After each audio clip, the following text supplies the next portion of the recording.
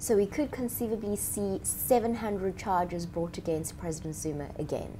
Well, what is going to happen now, firstly, all the material, the spy tapes, plus all the other memorandums that the NPA wrote and in which they discussed whether the charges should be dropped, will now be given to the DA.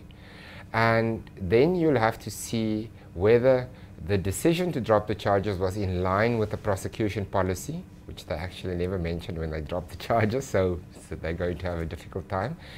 And the court will then have to decide. So, of course, it's going to be the High Court, then the President will almost certainly appeal. If he loses, to the Supreme Court of Appeal. If he loses there, they will appeal to the Constitutional Court.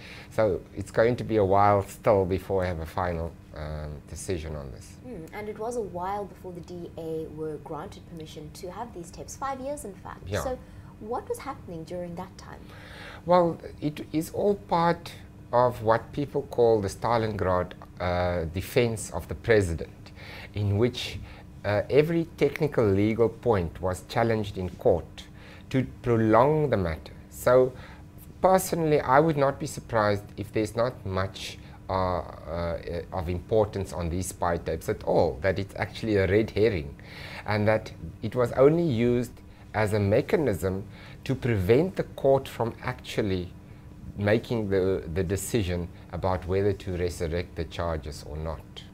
So if that process and that strategy is to be continued, then it might still take a while before the court finally make the decision, because they managed to prolong the case for 5 years by taking all kinds of legal points, which their lawyer actually in the SCA conceded had no merit in fact or in law.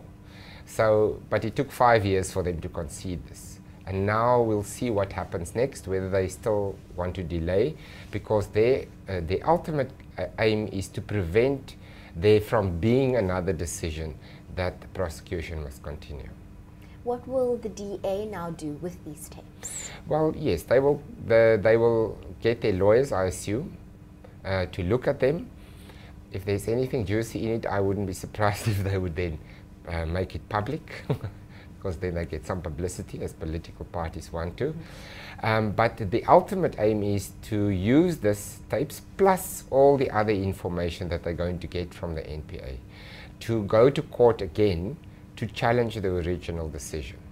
So that is really the ultimate aim, in the legal sphere at least. Politically, of course, it's probably also to embarrass the president and to get some information about what the NPA knew at the time about the charges against President Zuma, because at the time when he was being charged, the lawyers in the NPA were very convinced that they had a winnable case and that they're going to win the case, and that there's clear evidence that there was corruption on the part of President Zuma. So if they get that information, obviously it is also going to, it will also be part of the decision-making process of the court.